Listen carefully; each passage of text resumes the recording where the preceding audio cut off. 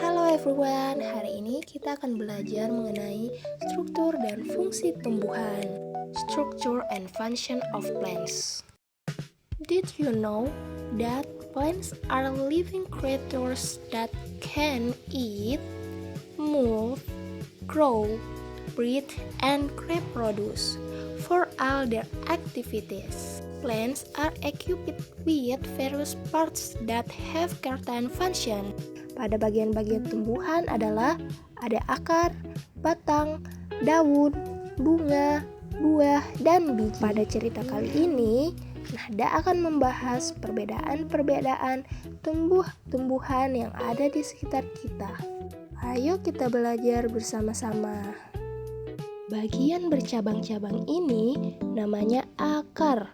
Akar itu jalannya masuk air dan makanan, atau biasa disebut zat hara pertumbuhan.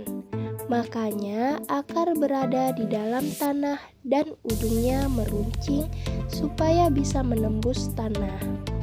Cabang-cabang akar ini terdapat rambut akar, di mana air dan zat hara masuk pada ujung akar. Ada tudung akar yang melindungi saat akar menembus tanah. Akar tumbuhan berbeda-beda, ada akar serabut dan ada akar tunggang. Nah, kalau akar tunggang itu seperti akar pohon mangga ini. Akarnya bercabang-cabang, setiap cabangnya menjadi lebih kecil dari pokoknya. Lihat deh, ukuran pokoknya dan cabangnya sangatlah berbeda. Akar tunggang biasanya dimiliki oleh tumbuhan yang bijinya berkeping dua atau dikotil, seperti kacang yang kalau kamu buka bijinya bisa dipisahkan menjadi dua. Tapi kalau tumbuhan dikotil di cangkok atau disetek, akarnya menjadi akar serabut. Nah, kalau akar serabut itu tidak memiliki akar pokok. Semua akarnya keluar dari pangkal tanaman dan ukuran cabang-cabangnya tidak berbeda-beda dan tidak mengecil. Akar serabut itu dimiliki tumbuhan yang bijinya berkeping satu atau disebut juga monokotil. Salah satu contohnya adalah pohon pepaya. Akar tunggang dan akar serabut memang berbeda, namun keduanya bercabang supaya bisa memiliki banyak serapan zat hara dan air dan lebih kokoh menganggap batang. Ada jenis-jenis akar lain yang ditemui di beberapa daerah tertentu dengan fungsinya yang unik, yaitu dapat menyesuaikan diri dengan lingkungan hidupnya. Akar-akar jenis ini disebut dengan akar khusus. Ada 4 jenis akar khusus loh. Akar gantung. Akar gantung tumbuh di batang dan menggantung di udara ke arah tanah. Contohnya pohon beringin. Akar pelekat. Akar pelekat juga bertumbuh di batang dan berguna untuk menempel dan memanjat. Contohnya pohon beringin. Lalu ada juga akar tunjang, menunjang batang agar tidak rebah dan bertumbuh di batang bagian bawah ke segala arah. Akar napas. Akar napas muncul di permukaan dan mempunyai banyak celah untuk jalan masuknya udara. Akar tunjang dan akar nafas itu seperti tumbuhan bakau yang biasa ada di pesisir pantai.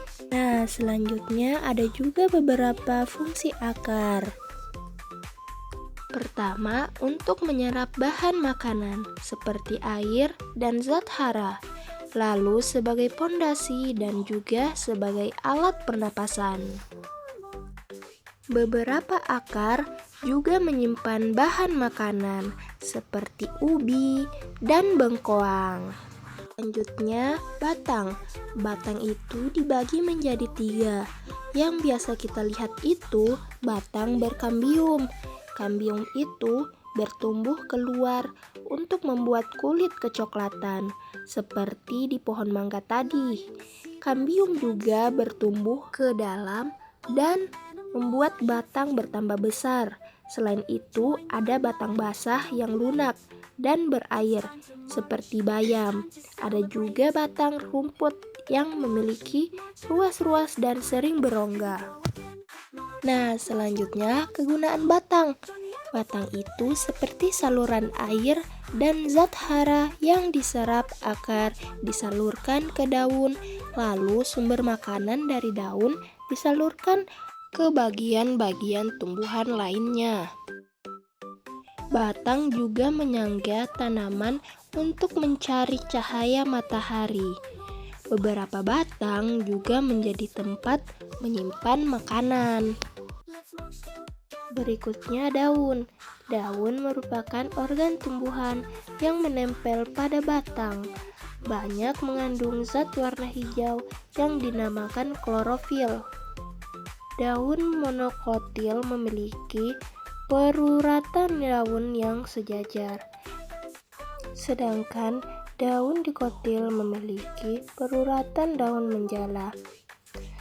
Fungsinya yang pertama membantu fotosintesis, yang kedua alat pernafasan, yang ketiga media menyimpan air dan energi.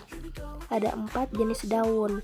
Yang pertama ada daun melengkung, contohnya daun genjer. Yang kedua ada daun menjari, contohnya daun pepaya, daun singkong, daun kapas.